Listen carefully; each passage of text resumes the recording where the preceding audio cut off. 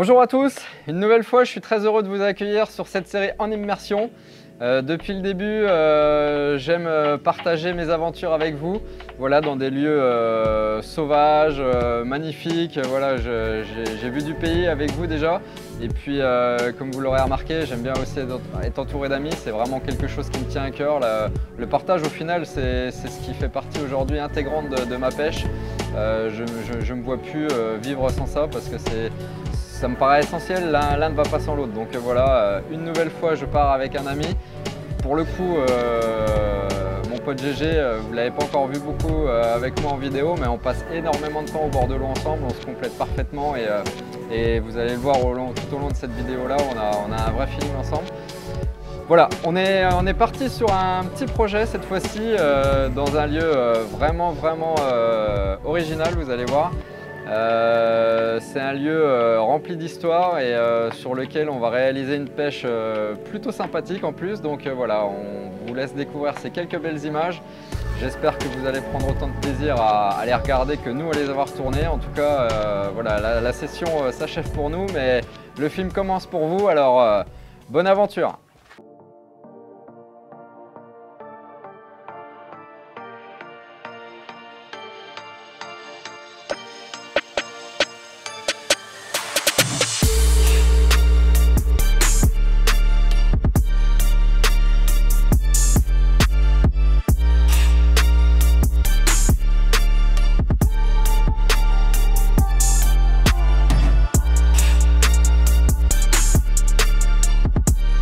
Donc voilà, on est accueilli par mon pote GG dans un cadre vraiment atypique. C'est vrai que ça fait un bon moment qu'on est sur ce projet, on réfléchit à ça depuis à peu près un an.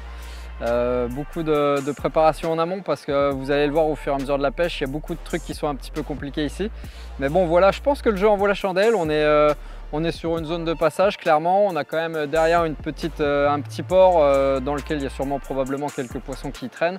Des péniches qui sont stationnées toute l'année, donc probablement qu'il y a des poissons un peu dans le secteur, mais on voit bien que c'est quand même linéaire et que c'est quand même une zone de passage. Donc GG, pendant une quinzaine de jours, il est venu amorcer régulièrement.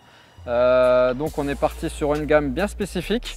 Voilà, on va voir si ça nous réussit ce week-end. A priori, les conditions sont plutôt pas mal. On a eu de la pluie ces derniers jours. Là, on a un temps qui est quand même vraiment clément pour la pêche.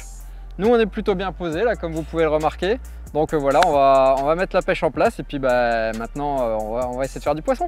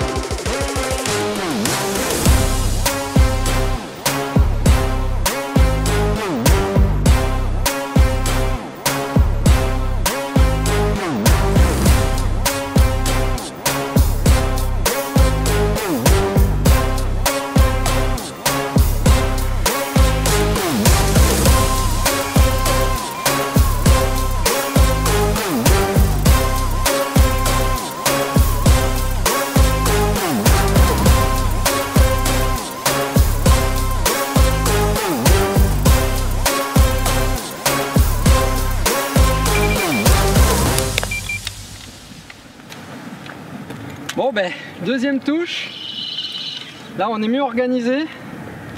Hop, hop, hop, hop, hop. Faut pas oublier qu'on est en rivière, hein, les poissons ont du jus. Wow. Ouais. Ah ouais, carrément. Ah ouais, non mais là c'est ouf. Wow. Je crois qu'elle sait où il y a les raccrocs. Donc là, faut vraiment pas qu'elle y aille. Oh la vache. C'est une commune, elle vient de monter en surface. C'était chaud. Je descends gros. Hein? Je descends. Ouais, prends la GoPro.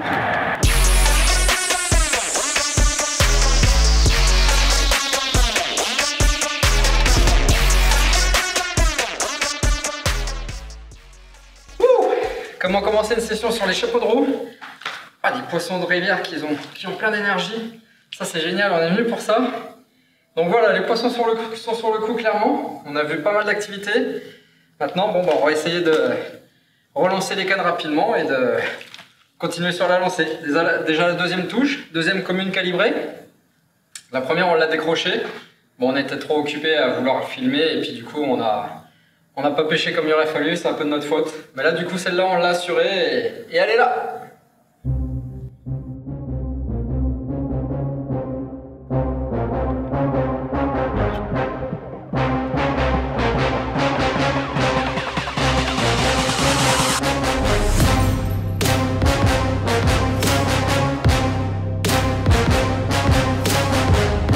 En milieu urbain, ça n'a pas que des désavantages, hein, comme vous pouvez le remarquer. Du coup, on partage ce moment-là avec tout un tas de gens qui sont venus squatter, donc c'est super cool. Un bon moment, donc il y en aura sûrement plein d'autres ce week-end. Je vais me casser la gueule.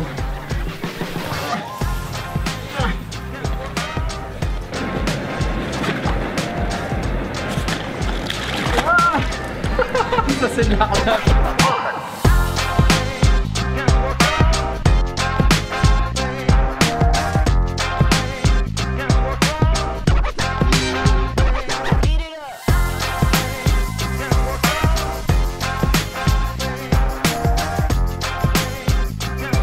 Vas-y gros.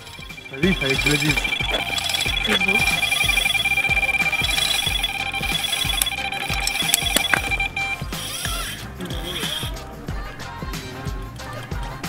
Encore le commun. Putain, puis le plomb il a pas sauté en plus en cul. Ah, ça y est. Oh putain. Elle s'est pas vite.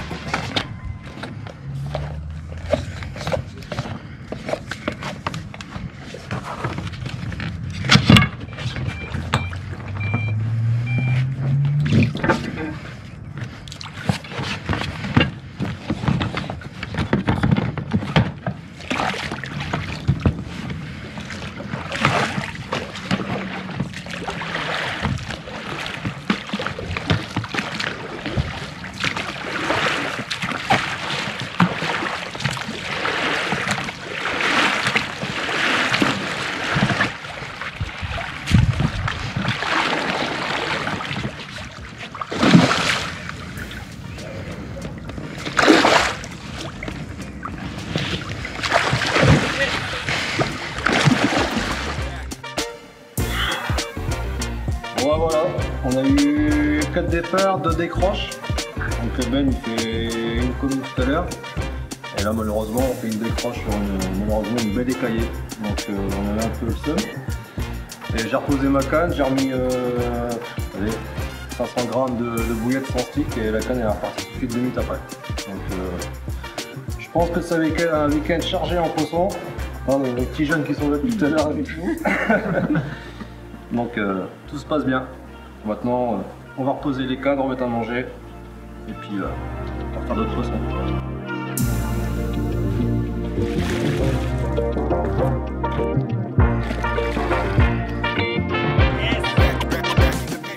C'est n'importe quoi. Elle monte tout de suite en surface parce que on est vachement en hauteur quoi. Donc c'est ça qui est un petit peu compliqué et qui fait qu'on décroche beaucoup de poissons. L'angle il est très mauvais pour la pêche. Mais après voilà, pour nous installer la pêche, c'est vraiment pratique. On va être mort. Putain, elle est raidasse, hein. Ah, elle est stressée.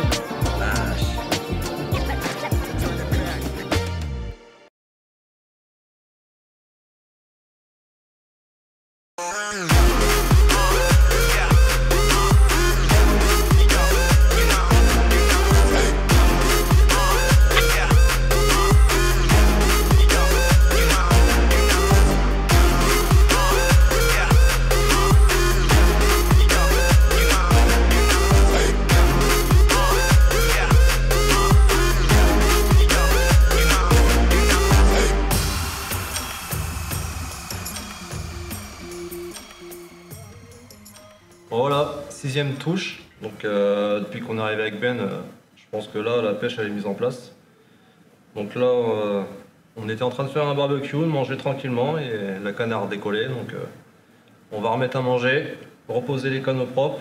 Et puis je pense que la nuit va être intense. Donc on va manger ce qui reste et prendre des forces et on verra par la suite.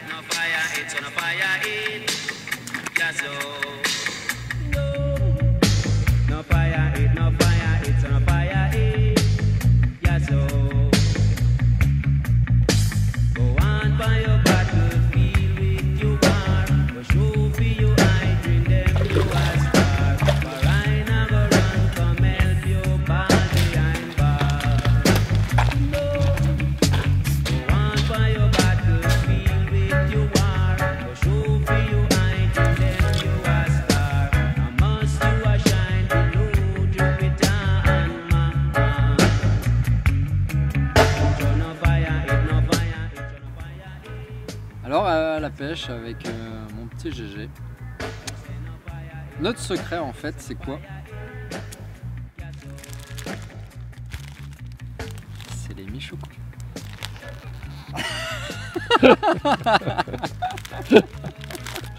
Les gueules à sucre. Ah les gueules à sucre. Alors je dois avouer que Au café le matin, on a aussi une petite préférence pour les M&M's.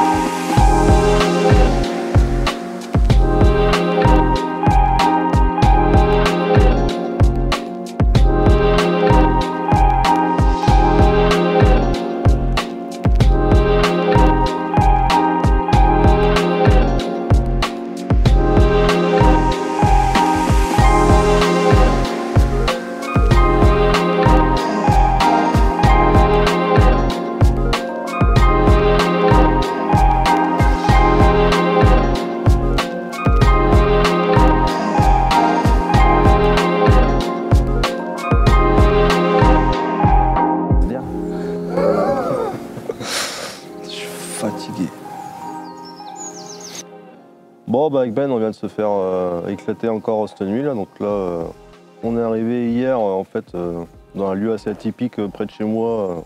En fait, c'est une ancienne piscine qui est en plein air. Donc on a fait un amorçage de 15 jours. Et nous sommes arrivés hier à 16h30 pour mettre tout en place. Et on va dire que l'amorçage a été plutôt convaincant parce que là, il doit être 7h, 7h30 du matin. Et avec Ben, on est à 10 touches, je pense, en 11-12 heures de pêche. Donc, on est un peu éclaté. Là, on va faire un bon café et puis reprendre la pêche, remettre les cannes pour le coup du matin. Et là, cette nuit, on a encore fait 3 poissons. Donc, un bon café, prendre les poissons qui sont au sac, faire de belles photos. Et puis je pense que cet après-midi, on va juste remettre que 2 cannes devant nous parce qu'il y a pas mal d'avirons, de navigation. Donc remettre à manger, pêcher juste à 2 cannes et à 17h, 18h, remettre la pêche correctement en place à 3 cannes chacun. Et puis on verra ce que ça donne aujourd'hui.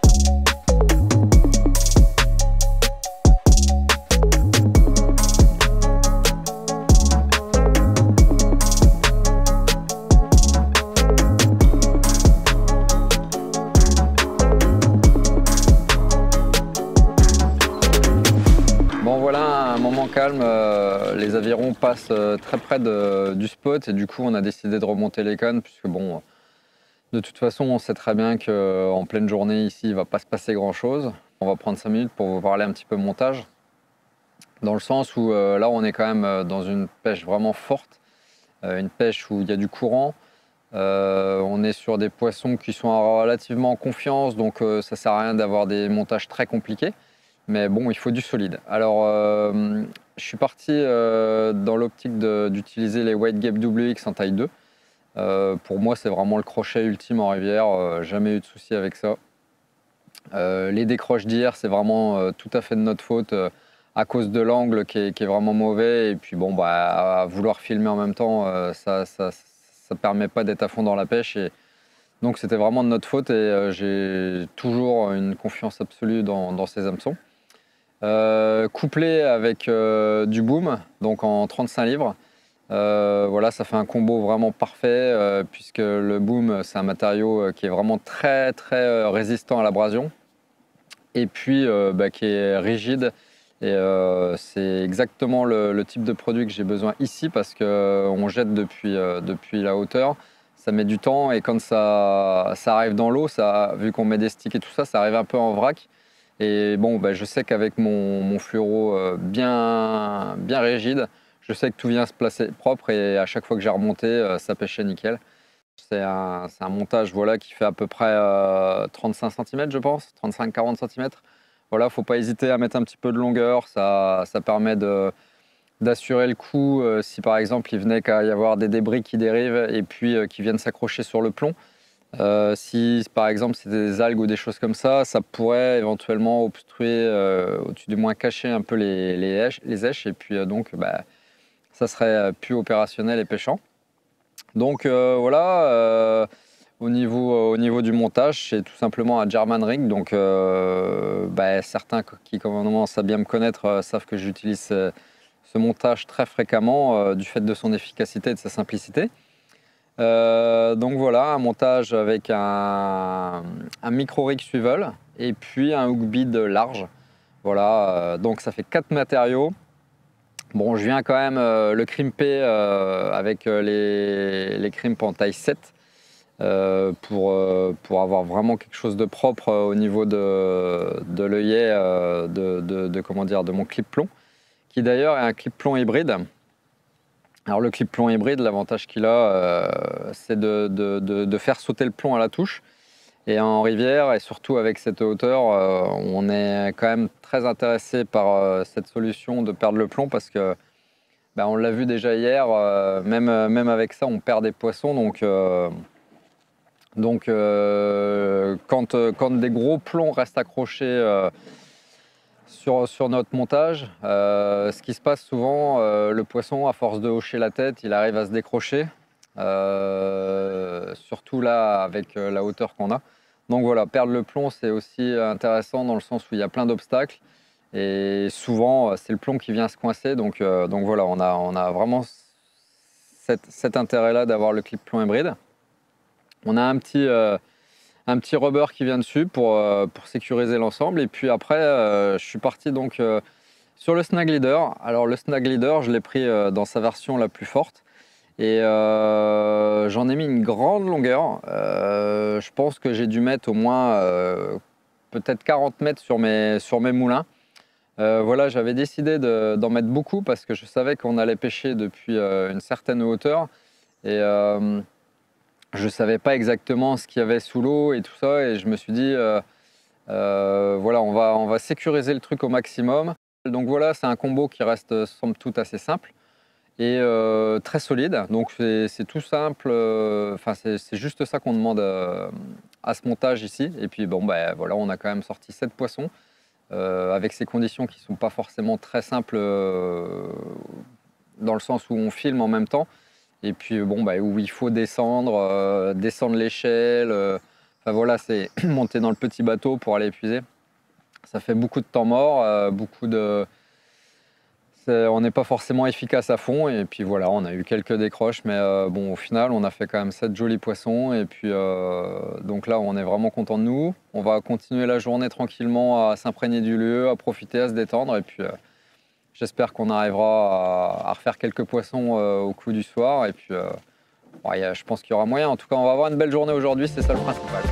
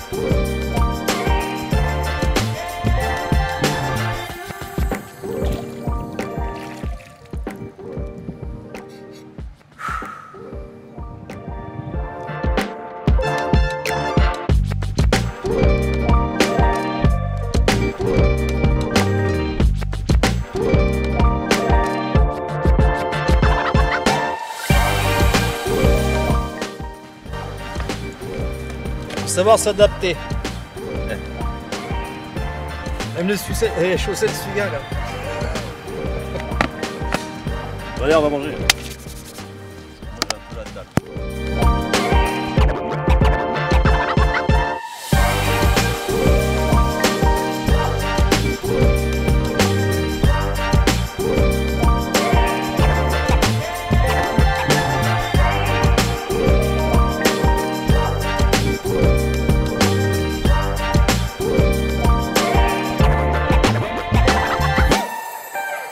Alors ici donc on est dans une piscine qui est en fait une piscine en plein centre-ville, en plein air, qui a été construite dans les années 50. Et suite à ça, une petite anecdote parce que j'en discutais avec mon père la semaine dernière, donc le projet qu'on avait avec Ben de faire cette vidéo, donc sur la piscine. Et quand il était plus jeune, donc à 30-35 ans en arrière, il venait se baigner. Donc c'est vrai que moi revenir 35 ans après pour faire une session, c'est vrai que c'est rigolo. Donc on savoure le moment avec Ben. Maintenant, c'est un lieu qui a été approprié par les graffeurs et les jeunes qui viennent boire quelques bières le soir, écouter de la musique. Donc on est vraiment privilégié avec Ben de pouvoir faire cette session parce que la mairie a décidé de la raser très prochainement.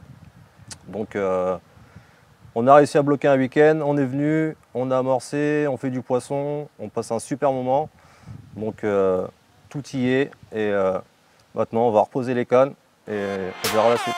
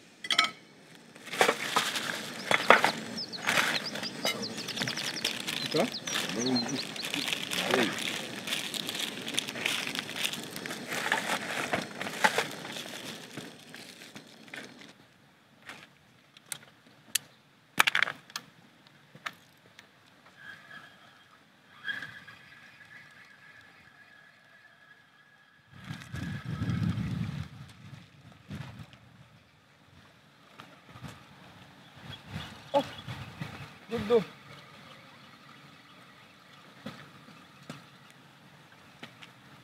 Oh putain.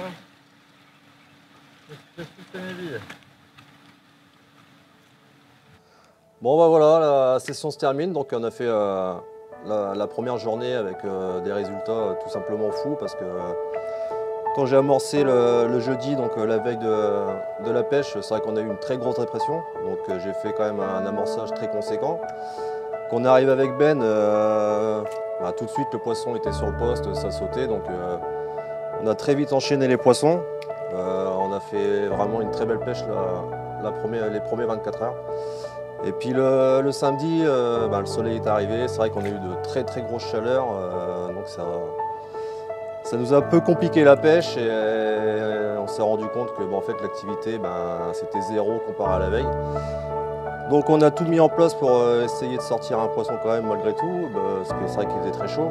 Après, avec l'expérience qu'on a depuis longtemps quand même sur la rivière, c'est vrai que la première nuit est toujours productive sur un poste. Après, c'est vrai que faire 2 nuits, 3 nuits sur le même poste, c'est jamais très bon au niveau des résultats après le deuxième 24 heures. Mais bon, on s'est donné les moyens avec Ben, on a tout remis en place et franchement on est content parce qu'on finit la session avec un super poisson, le plus gros poisson de la session. Donc on va vous le présenter et puis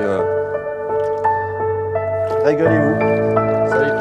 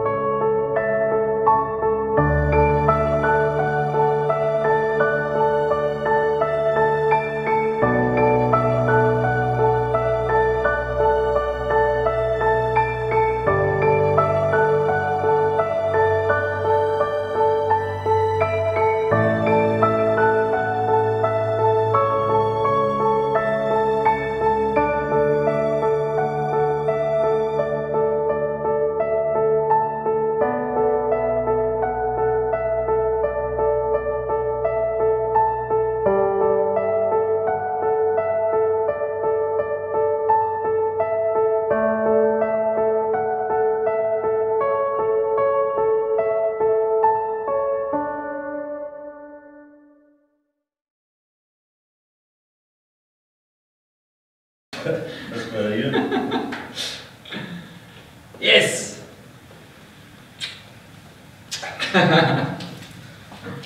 Erk.